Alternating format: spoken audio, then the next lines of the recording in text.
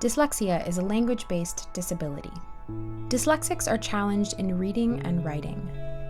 Dyslexia ranges from mild to severe. It has no correlation to intelligence. This film looks at how the public school system fails to meet the needs of dyslexic children. Too often, the possibility that a child is dyslexic is ignored until in fourth grade they suddenly can't read, and again, once more, they are said to be stupid and held back when actually they are bright, but just read differently. One of the first places I went as a parent to ask about dyslexia was to our pediatrician. And, excellent doctor, but when I asked the question, I said, "Hey, doc, I think my oldest is dyslexic." She was in first grade at the time, and what do you know, and what could I do to, find out about this? And he goes, "That's an educational issue." And then I sit at the table of the educators at our school that are evaluating my daughter, and I'm there with my wife, and we ask the case manager. We say we think she's dyslexic because of and we have much more information, much more knowledge. Then the case manager goes, "Oh, that's a medical issue." And then really you're sitting there as a parent, and you're like, I'm in a Bugs Bunny cartoon. Psychologist said, "Oh, did you see his IQ score? He's too smart to be dyslexic." Now, that's a psychologist. So if a psychologist has that misconception, you can only imagine what other teachers have. I mean, I've heard stories of people in graduate school for special education or for education, and professors, claim that dyslexia doesn't even exist. That dyslexia is a term for people who are lazy. Dyslexia is commonly misunderstood system-wide, from local school districts, pediatricians, counselors, teaching colleges, state government, and Congress. The fact of the matter is that far too many schools and teachers, well-intentioned people, don't understand dyslexia. They don't understand language-based learning disabilities. They don't understand the scope of it. Best practice is to identify dyslexic children no later than first grade. At this point, the child receives daily tutoring in multisensory, sequential, phonic-based instruction. These programs teach the basics of word formation before whole meaning. Typical public school, it takes a long time to get services, and many times it's almost too late. When they start to get 2 years behind grade level, that's when intervention goes in. So think about it. If you start reading in first grade, the first time you could ever really see that there's a deficit would be third grade. Well, third grade is way too late. All of a sudden, third grade, you're starting to plateau and you back off your reading instruction and you increase your comprehension and your writing lessons. That's devastating for a child, to have to allow them to fail before they get what they need. As early as first grade, dyslexic students develop adverse reactions to school. Fear of school, antisocial behavior, social withdrawal, class disruption, skipping, or dropping out of school. For kids, school is their work. They go in for 8 hours a day. And if you're a kid who's dyslexic and you're struggling with reading and you're struggling with writing and you're struggling with spelling, well, guess what? That's what you do for the first 5 years of school. It's broken. Whatever they have right now they believe is working is broken. It is not working. Do you have any sense of the quality of the programs currently in schools addressing the needs of dyslexics? I think it would be varied and mixed. I think there are some schools and some communities, some districts who do an extraordinary job here of early identification and support. Granted that there's always going to be a spectrum. Yeah. But do we have a sense of where the mean is? Well, it's not the mean, the median. Yeah. I would say much better than 10 or 15 years ago. There's much greater, there's heightened awareness. That's a low bar, man. That may be true. Some school districts hire experts to train their teachers in proven reading programs. These programs have had a high rate of success with dyslexic learners. We do have the solutions to so many of the issues that our kids face. Not 100%, but far more than the kids are being served now. There are just phenomenal programs out there that teachers could be trained in. And so for a lot of kids, it would even be a non-issue. We took her to 3 different doctors only because we wanted to make 100% sure that it was what one doctor said it was. And all 3 of them came back with severe dyslexia. And to the point where she wouldn't make it in a public school. And she found it out at a very critical point, which is 2 years after you start reading, that she wasn't making any progress at all. And I mean at all, level 1. Beth found one public school district that had teachers trained in the Wilson Reading Program. This school was 90 miles from Sammy's school district.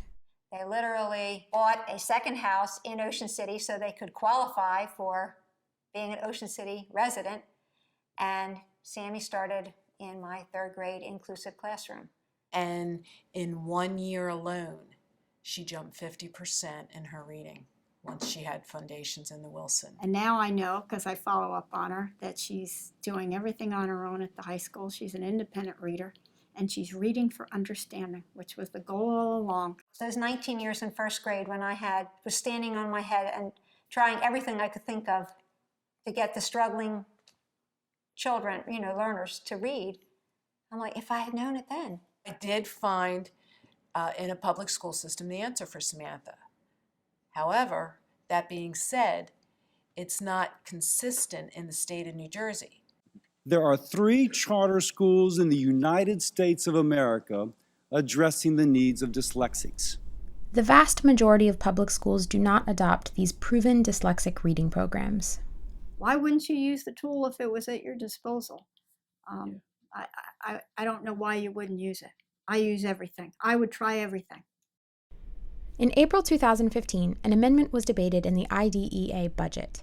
This amendment would fund teacher training in proven reading programs such as Wilson. This amendment is a step forward to ensure that educators have the tools and training they need and rarely receive to help children whose needs often go overlooked in early elementary years, about getting children with specific learning disabilities the right services as early as possible to ensure they achieve academic success.